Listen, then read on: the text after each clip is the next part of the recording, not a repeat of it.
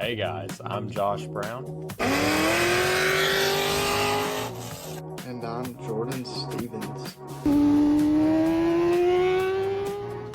And you're watching the Cars and Health Bars podcast. Let's get right into the episode.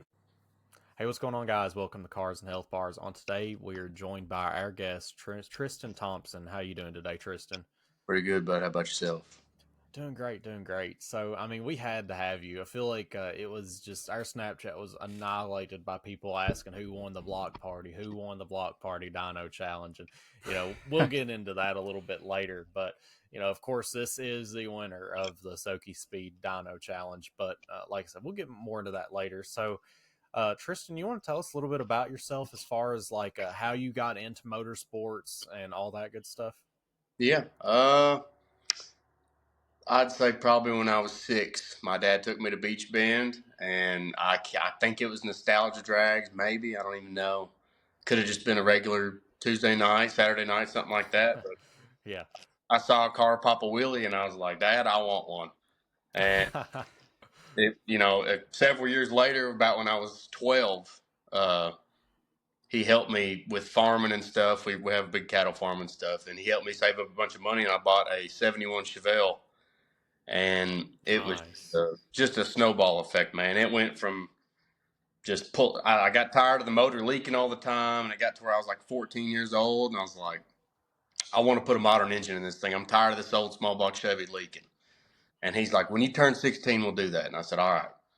So I saved up more money, and then I found somebody that had a crashed GTO with a 6.0 in it, 6-speed. Oh, yeah.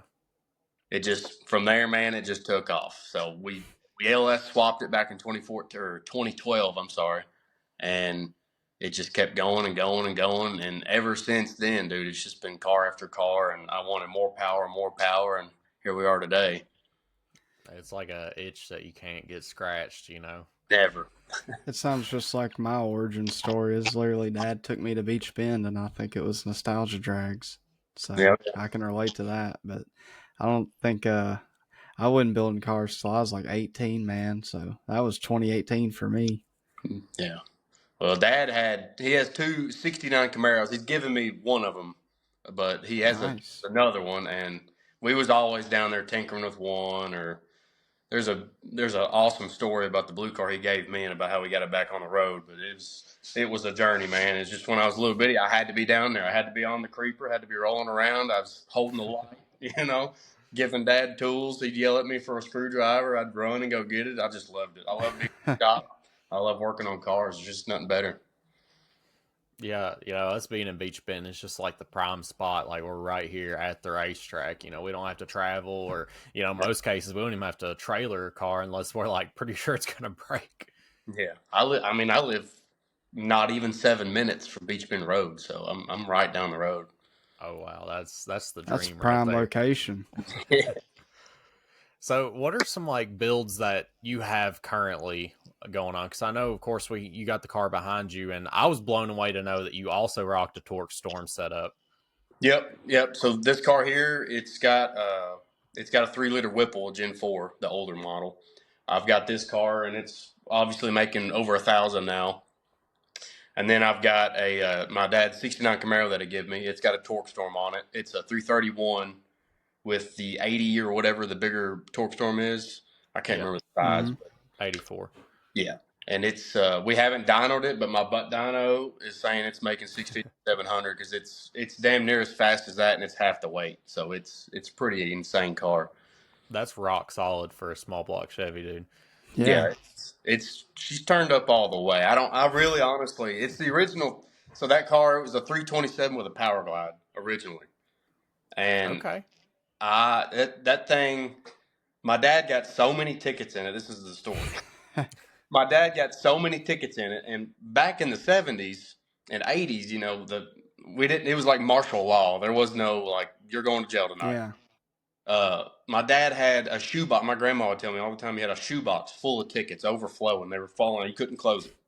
And he never paid them because my dad's like, I ain't doing that.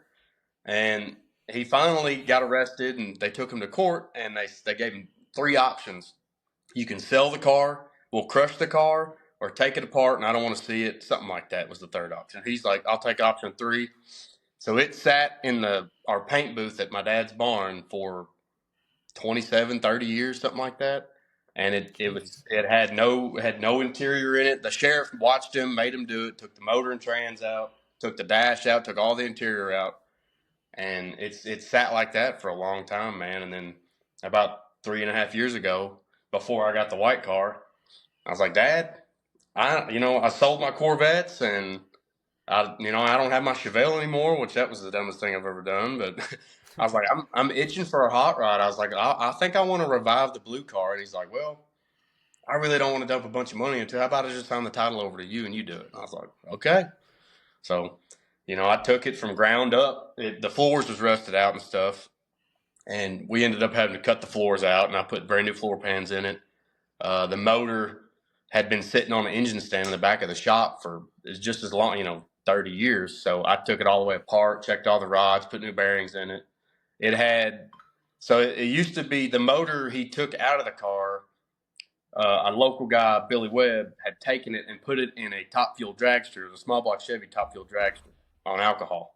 And Dad's like, I want to buy that motor back from you. So he bought the original 327 back, but now it had huge. You couldn't sit the pistons up; they were so domed, and it made so much compression. Yeah, it was like a Hemi motor. It was insane. The pistons. I wish I still had a picture. But the heads were decked so many times that the intake would not sit on there flat, so I had to Dremel out the slots on the intake because the heads sit so low. that is crazy. And when we compression tested it, it was making over, my meter stopped, but it was making over 14.5 to 1. And it's making right at 10 pounds of boost with the torque storm. So it's got aluminum rods, aluminum pistons. Like it was a full top fuel dragster motor that my dad had taken out of his car and I've put back in it. But I mean, it's pretty rowdy. And the car's like a Fox body Mustang. A 69 Camaro don't weigh nothing. I think it's like 2,400 with me in it. Oh my God. That's nothing. Yeah, it's just as fast as this car, and this car probably weighs, I don't know, 1,800 pounds more. Good Lord. Yeah, I need to drive it around sometime. I don't hardly ever get it out. I'm scared to death somebody's going to hit me. Oh yeah, man, that is such a cool car too, man. Not many people can say they've got especially a kind of a street style 69 Camaro. You see a lot of with the numbers matching engine. Yeah. I mean, a lot of times they're been restored, and you're afraid to blow on them. Like Tristan's out here got a blown motor. That was the deal. My dad, he would not. He said, if I sign this car over to you and you put an LS motor in it, I will disown you. It sounds familiar. Yeah, he said, you've got to keep it original, son, whatever you do. And I was like, all right, well, I want it to be a manual. He's like, okay, well, I'll keep the Power Glide. So I bought a Rock Crusher R22 or R23 out of a NASCAR. Really long round gears because the rear end's got like a 540 gear in it or something like that. And the combo between the two, it's a freaking riot. It's a Muncie 4-speed R22. It's crazy. Every gear is so short, and it actually makes so much torque the front wheel will come off the ground on the street. The chassis twists so hard. It's pretty crazy, dude. That is awesome. Man, there ain't nothing like banging gears, dude. It's just, I bet you could just feel every single one of them. Oh, yeah. And the transmission is straight cut, so you don't really need the clutch for stopping and going. Other than that, you put it in gear. It makes some cool noises, too. Yeah, it's really windy. Everybody that gets in, it's always like, dude, is this thing all right? I'm like, oh, trust me. Top of the line, bud. You mentioned having a Corvette. A lot of people were drawn to those. I think I didn't even know much about your Corvette, and I was like, dang, that's pretty sick. Especially I can't imagine why you would have gotten rid of it. Well, I had to. I had the Chevelle, and after I'd LS swapped it, and we run a 300 shot of nitrous on that motor when it was LS swapped. And that car, it weighed like 4,400 pounds. It was a freaking tank, dude. And I wanted to go fast. And when I was working at the shop I was working at, every car that had come in there that was fast was a Corvette. And I was like, dude, I've got to get one. So me being stupid and young at the time, I think I was 19, maybe 18. I sold my Chevelle and I bought a silver base model C6 that we ended up twin turbo in. And I didn't have that car long. because I crashed it. They're not good in the rain at all. We were literally, I think I just got done with a turbo kit. The car made 800 wheel. It wasn't nothing cool, but they're light and they're perfect little race cars. And I was just driving down the interstate one day doing 55, and it started sprinkling, and there was nothing I could do. It just hydroplaned right into the trees. I mean, they're not good in water. So after that, I had got a Z06 car that was pro charged. I bought it like that. It made right about 900 wheel, and the stock titanium rods, they're usually good for about 750. Yeah. And I was pushing the car, and I bent a rod. I heard it, and I just couldn't afford to fix it at the time, so I got rid of it then. So I didn't keep either Corvette for a super long time, but the Blue Z06 was definitely, it was very fast. It was extremely fun to drive. It's just not a practical car. They're cool, but not practical. So you've been on both sides of the fence owning a Camaro and a Corvette. Which one would you prefer? I mean, you've had the Camaro longer for sure, I'd imagine. Man, daily driving when that was my only car, and it was making right at 800 wheel. Daily driving that thing was a dream. I absolutely love it with the Magna Ride and all that. It's so comfortable. It's nimble. A Corvette, I feel like I'm gonna die every time I'm in it. 'Cause you're so low to the ground. I mean, you can feel every little pebble and rock you run over on the highway, and it's at speeds. It's crazy scary. Doing over 170 in a Corvette, it is very scary, especially on a skinny. It's not something you want to do all the time. I can imagine. I prefer the Camaro. You got more room, more comfy. It's not that big of a weight difference. This is a much better car. Corvettes are awesome, but they're awesome in a straight line. This is awesome all the way around. Yeah, I haven't done much Corvette driving, but I'll just say, from what I have driven, it just feels like Camaro just stays so much more planted to the ground. Like you just feel like you're connected, Yeah, that's exactly the point. It's just way better of an experience. I feel safe in that car. I don't feel safe in a Corvette. I feel you. I've had a few, like a C6Z I drove, man, it scared the shit out of me. And my car's never been that bad. No, as soon as a Corvette gets into wheel spin, you have to let out. There's no correcting. Yeah. You just That's stay what I in it. did. You're going sideways. It's And I've had my car like in the rain, like half sideways on the road and recovered it. I don't know how, but I just felt safer in it, man. Yeah. Oh yeah. Yeah, I feel like now the whole horsepower thing, it sounds like you've just surrounded yourself with like 800 to 1,000 horsepower cars, at least most of your car enthusiast life. How do you feel about like the stigma that, you don't have a good car unless you're making like north of, 600-700 wheel horsepower? I mean, everyone's different. I've had more fun in cars that make 500 horsepower than I have anything. Because if you like this car, if I start spinning to like 150 going down the road, it's pretty intense, and it doesn't take much, and you're going to crash and die. But in a 500 horsepower car, I'm not scared at all. I don't think I can just punch it and hold it all day long. Like Keith's yellow Corvette, that thing is not making 550, and it is a freaking ride. It's fast. It's a cool car. You don't have to have 1,000 horsepower to have a lot of fun. Yeah, I agree. I feel like that's what sucks is everybody's chasing that number and they don't really it's like you said, I was on the same spectrum. I was, cam only making 460, and I feel like I at least had way more stress back then, maybe even more fun than I do now, because I'm just like, when am I going to throw a head out the chat? When am I going to blow something up? And then everything just becomes way more detrimental to your engine because you're just pushing it way past what the engineers meant for it to be making. Oh yeah. I'm on third engine right now on this car, so wow. Trust me, I've been through it. That's why I'm thinking back when I get the one behind me going, I'm gonna keep it in A for a while. Enjoy it.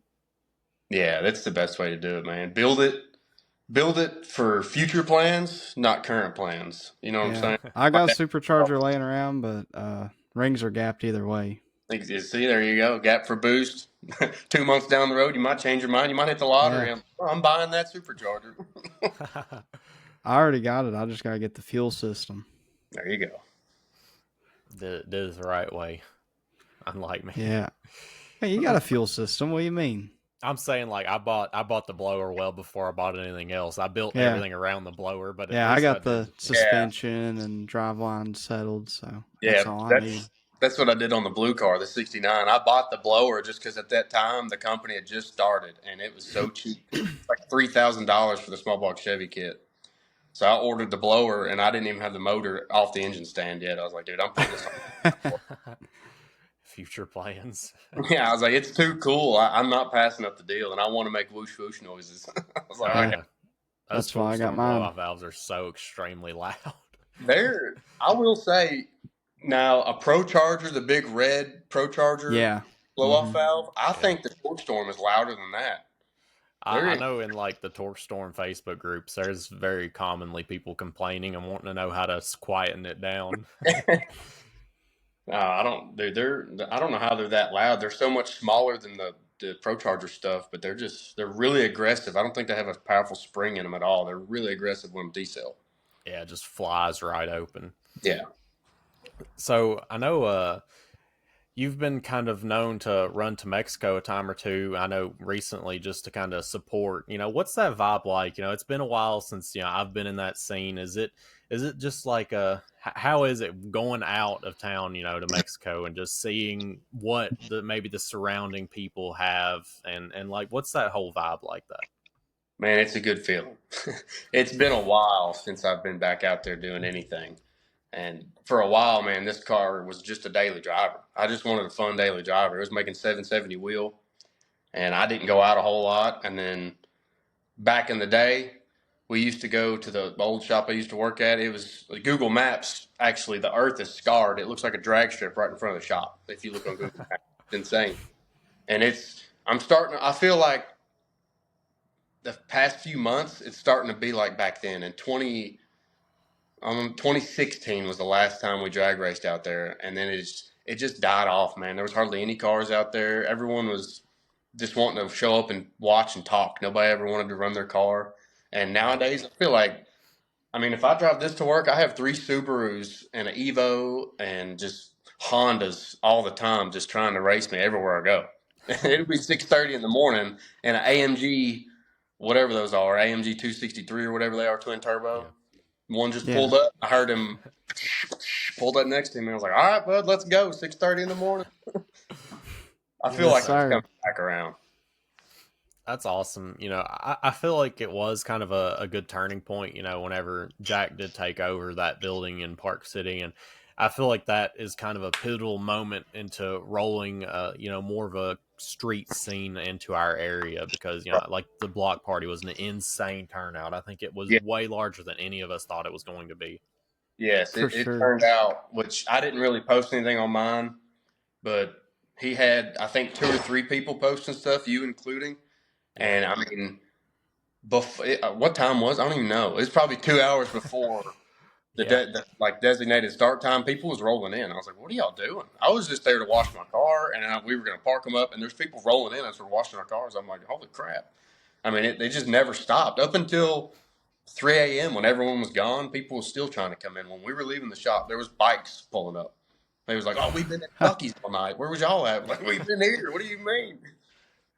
That's crazy too, man, to think LS Fest was going on at the exact same time. One of the bigger parts of LS Fest, the burnout competition, was going on around that time, and for that many people to still show up, it's insane, man. And it was such a great turnout, and I wish we could do some more stuff, or Jack would do some more stuff out there like that, because that was just such a vibe. Like, everybody's real chill.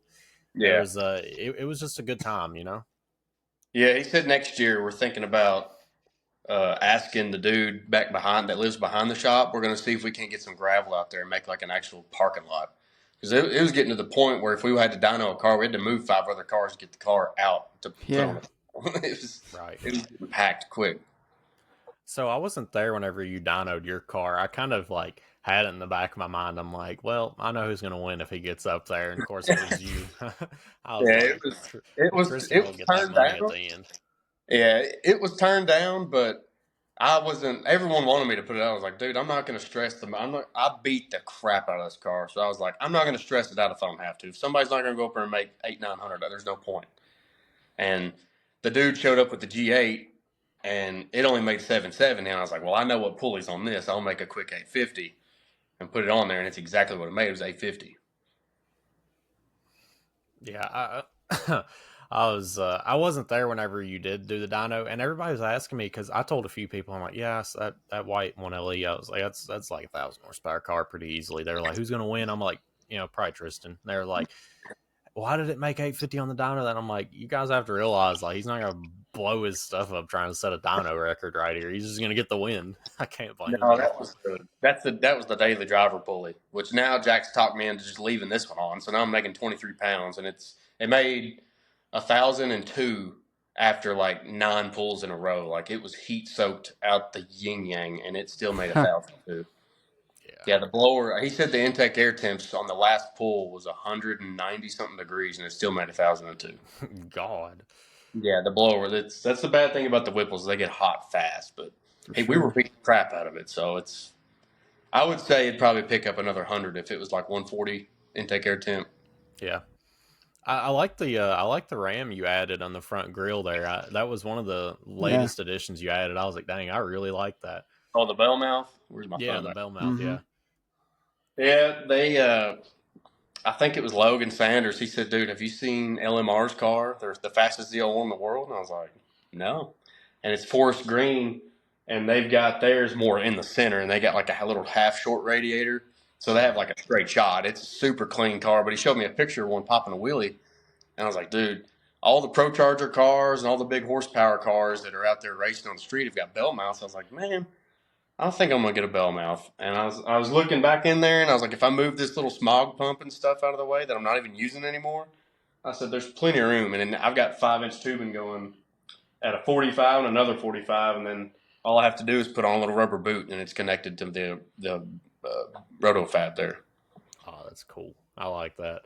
Yeah, going down the road, you can really tell the difference. What if you cap it and make a hit and then uncap it and connect the boot? I mean, it pulls a lot harder. It shoves air in the motor, whether it wants to or not. Wow, that's super cool. That's cool. Mean, you've done all your work on your car yourself, haven't you? Yep, in this little shop right here, man. That's killer. That just goes to show you don't need some big shop with a lift and everything else. They called me Jack Stan. I don't know why I got the nickname Jack Stan Craig, but everyone called me Jack Stan Craig for a while. I worked in a shop in town with a very well-known drag racer. We had like 9 lifts. I never used his lift. I would always be in the parking lot on jack stands and gravel. I don't know why. I've been like that my whole life. I had the same thing with the 69. Floor pans and all, rear end, everything was on the ground. You don't need a lift, man. If you have a cheap Harbor Freight jack, you can do almost anything to a car and the right amount of tools. It's really all you need. I agree. That's how me and my dad were.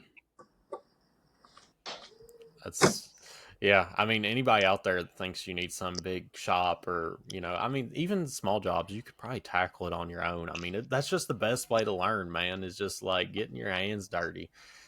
Yep. So that's how I learned. I took apart a small block Chevy I just found laying around. I was like, I'm going to take this thing apart, man. I ain't afraid to load up a Chris Fix video. You know what I mean? A little bit of Vice Grip Garage sometimes on how to do it.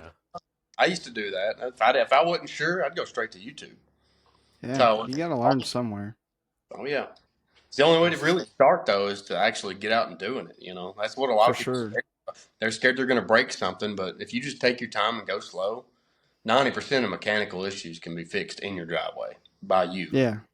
And if you might need to buy a tool or two, but that's really about it. Yeah, but, over 2 or 3 years of having a couple Chinese cars and a couple American cars, you'll gather a big toolbox full of tools working on it. For sure. A few custom, too. Yeah, I got a 72-inch snap-on box right here now, and it is packed to the gills. There's no room for anything. I got a whole drawer full of AN fittings and wrenches and sockets, weird sockets for AMGs for some reason. I've never even worked on a Mercedes, but I have Mercedes sockets, those little inverted Torx. Yeah, I got those. I got some for Tesla laying around. I was like, I'm never Yeah, they're weird too. You never know when you need it, dude. 40s is one that Tesla, it's not an inverted Torx. It looks similar, though. Yeah, they're weird. They're like a triangle. It's wild.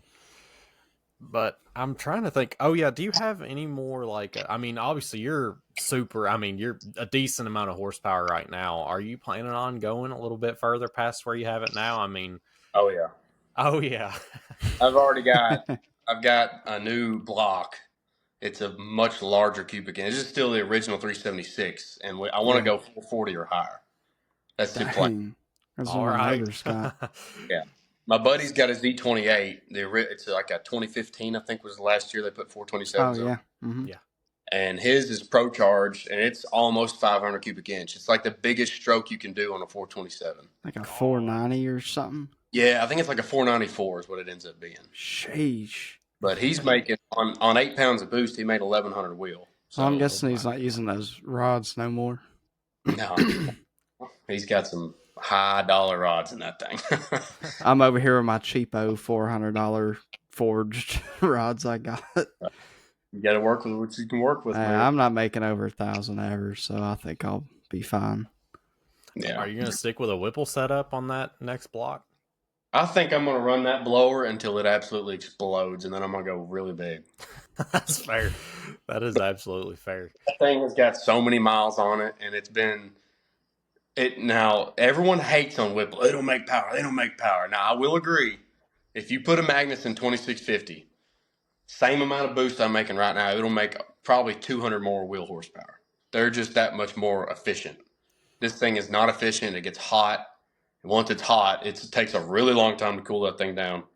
But yeah, I'm going to run it until it absolutely splits the case, and then I'm going to put a 2650 export on it.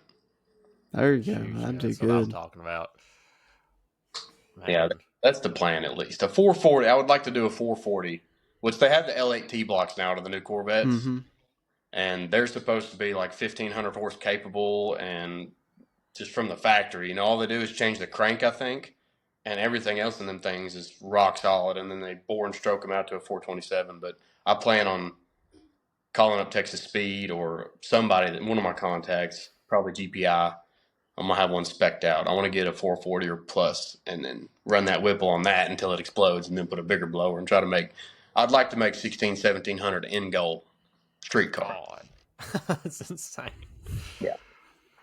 What transmission are you rocking? Are you still on surely you're not still 6060.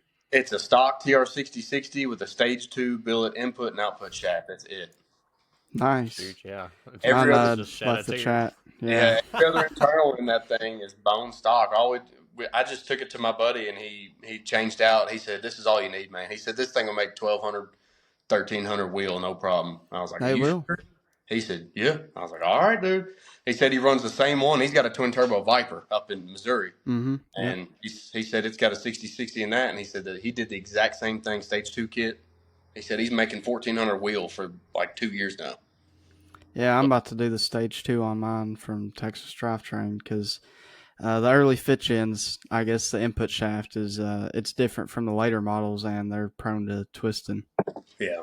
And that somehow happened on my cam only Camaro. I don't know how I did that. It happens to the best of us.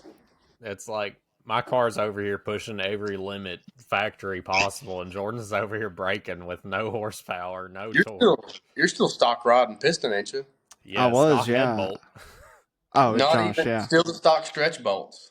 Yes. Mm-hmm. Atlanta. Oh my Don't god. worry, I'm fixing that this winter. It was an oversight. We redid so much on that car. It was just a severe oversight on my part. I mentioned it. You did. I'm saying it's my oversight. I didn't pay no attention. I'm like, brother, we got all this fuel system to do. We had custom fab work. I custom fabbed an intercooler. Like, it was so much that I just completely let it dissipate my mind. I wished I had, because taking that blower off was kind of a little bit of pain. Yeah, the bracket's a maze, man. They're kind of stupid with all the bolts and stuff. But I'm glad it has that much on it, because if one backs off, you have like 8 other keeping it on. Yeah. Yeah, that bracket is a chunk. Yeah. Oh yeah. Me and Josh got that thing figured out. We'll tackle it.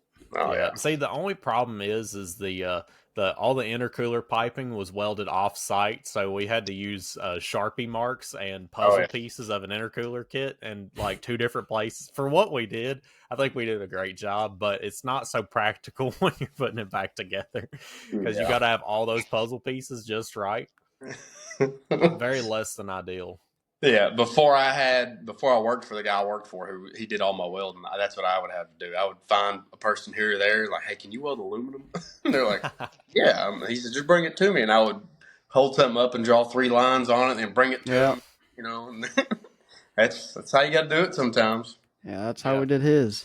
I was so proud too. I even had a few people hit me up because I'm a machinist by trade, and I actually made some adjustable intercooler brackets, and everybody's like losing it over them. But it just sucks because there's not much wiggle room with the way we did the piping, so I can't really adjust it well. I think having that adjustable intercooler bracket did save us a little bit of guesswork because we were able to adjust it on the car. But yeah, it was very cool to put my little touch on that there with my fabrication and machining knowledge. Oh yeah. Some people love that stuff, man. I took machining for 2 years in college. I never followed through with it. I ended up quitting and go working at the race shop. But that's fair. Hey, that's fair. I did like working on a lathe and stuff. That is pretty cool. You can take a piece of steel and turn it into anything you really need. Fab work's awesome. I love it. Whenever I have to explain machining to somebody, I'm like, you see that block of steel? Tell me what you want it to be. Yep. Our first sponsor today, of course, you know them, you love them, Chemical Guys. They have the best car care products in the game. Of course, my favorite products here, you got the starter kits. I highly recommend the starter kits to any of our listeners because it is the greatest way to get a bulk amount of products. It's just the best bang for your buck. Even the mini arsenal, it comes with everything you need. It's got the honeydew soap, it's got the spray wax, it's got the bucket, the foam cannon, it's got everything you need.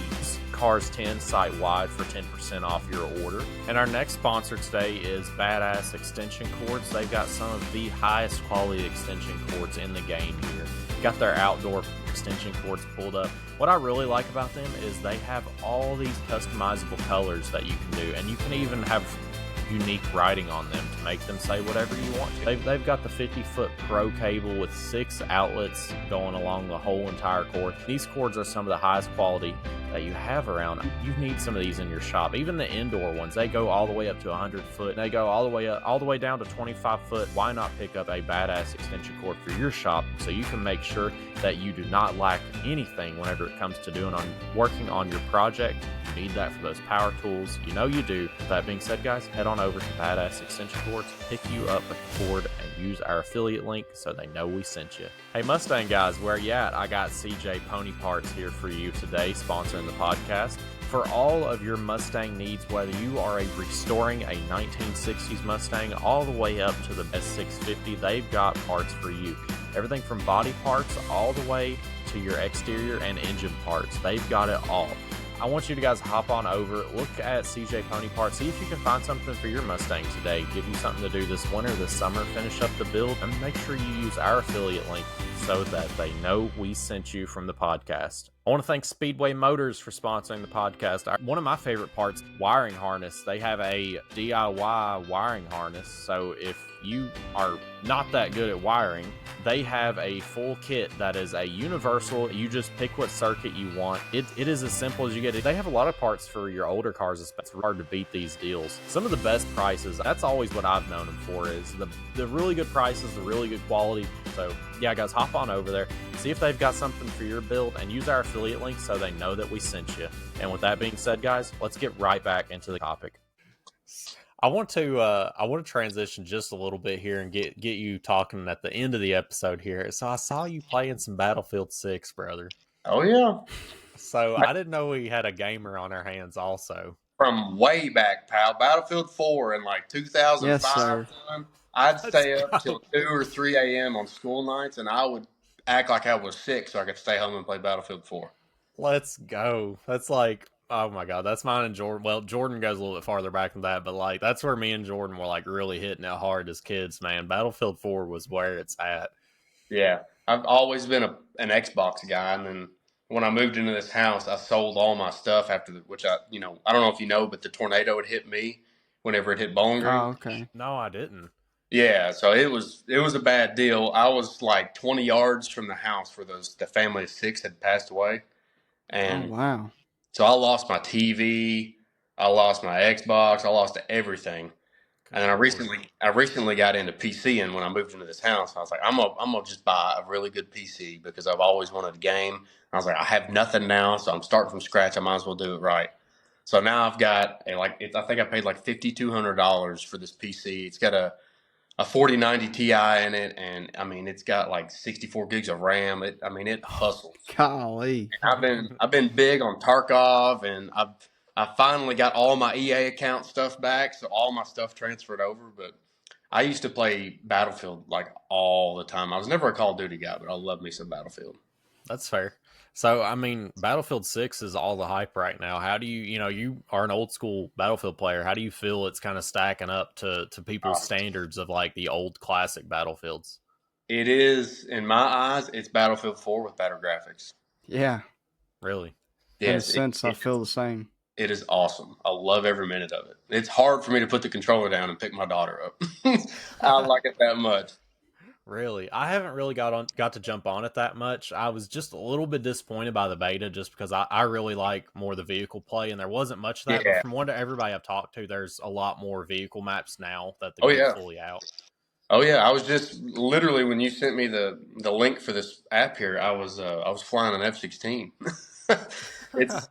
It's super cool, dude. There's a lot of maps now, and they're like every game, which I play a lot of Rush. I love Rush. Yeah. But there's OG player. Yes, there is tanks. That's back from like Bad Company 1 and 2 is when Rush. I love Bad Company too, dude. Oh yeah, that was one of the best ones. Yeah. What was your favorite jet on Battlefield 4? I didn't fly a lot in Battlefield 4, but I like the Warthog. I just like that was mine. Yes, sir. World. I didn't fly a whole lot. It annoyed the hell out of me trying to fly with that controller.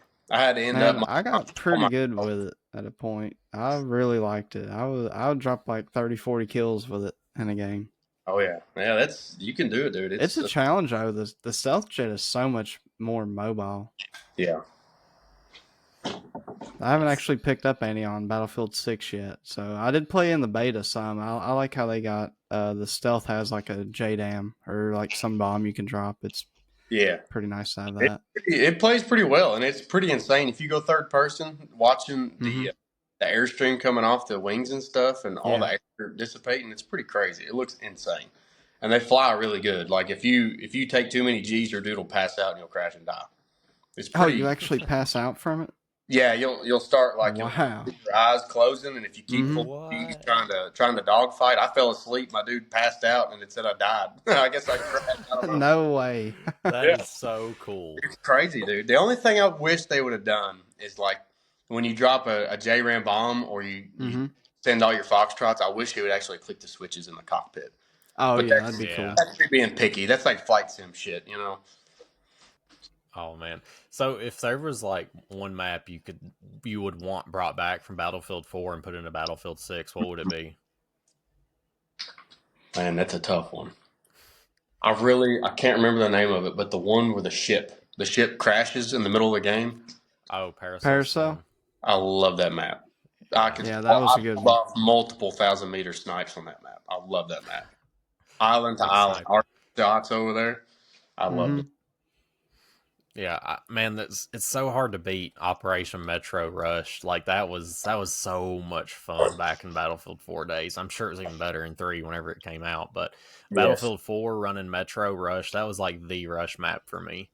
I feel like I'd really like to see Operation Locker come back too. That was such an amazing infantry map. Have you seen Portal on it yet? I don't know if they have older maps. Yeah, I was playing it earlier. They didn't. They had. Operation Sandstorm from Battlefield 4 on there, I think. But I didn't play much of the Portal because I think people are trying to like make it to where you're killing bots right now to like level up faster. And I joined into a game and there was like it was literally a soggy biscuit game. I spawned and there was 15 dudes and they all just kept killing us in our spawn. I was like, well, I'm not doing Portal anymore. That one thing I really liked about it, I'm not sure if it's been on the on 2042, but I saw there's a server list like back in Battlefield 4. I'm not sure if that's been in the current Battlefields, but I was pleased to see that come back. Yeah, you can search if you have a preferred server with like hardcore rule set or whatever with a specific creator, you can search the creator now and it'll pop up all of his servers. Yeah, I think they got codes too, right? Yep. You enter in a wow. specific code like X497, it'll pull up the exact server you want. And you just hit join. Wow. Yeah, I was like browsing through them, like, dang, they have like a Operation Firestorm 24/7. That's what I really liked, was like the 24/7 servers. Just play one particular map. But I mean, from what you guys say, there's some pretty killer maps that are out now in the game. Somebody recreated Shipment off of Call of Duty. Yeah, what? I saw that. Yeah. You spawn in, and it's literally they recreated Shipment. I saw someone had it was like an ammo cache, but when you interact with it, it was Space Invaders. You played Space Invaders on it. Yeah. I think that was in a Jack Frags video. Yeah, it was Jack Frags. There was 4 consoles set up, and he said this dude created it, and he walked up, and it's Space Invader. He was like shooting magazines and little like explosion emblems and stuff. It was pretty cool. That's crazy. Well, Tristan, I enjoyed having you on, brother. You were definitely one of the guests that I was really wanting to have on. I was kind of, I don't know, it's one of those people where I'm not sure if I'm gonna ask him or not, because it might not be his vibe. I've definitely got a lot of people that I've asked to come on, but like, dang, I'm just too shy, or whatever. But man, it's been a pleasure having you on, man. I can talk about cars and guns and video games all night long, dude. That's my jam. Yes, sir. Yeah. Dude, I would love to have you back on sometime, but it was awesome to have you on tonight. We're going to have to hit you up again to have you back on. Awesome, man. All right, guys, with that being said, I'll throw it to an outro, and we will see you in the next one. Brother, what are you still doing here? Check out some of these social medias below me. If you're not following, go change that today.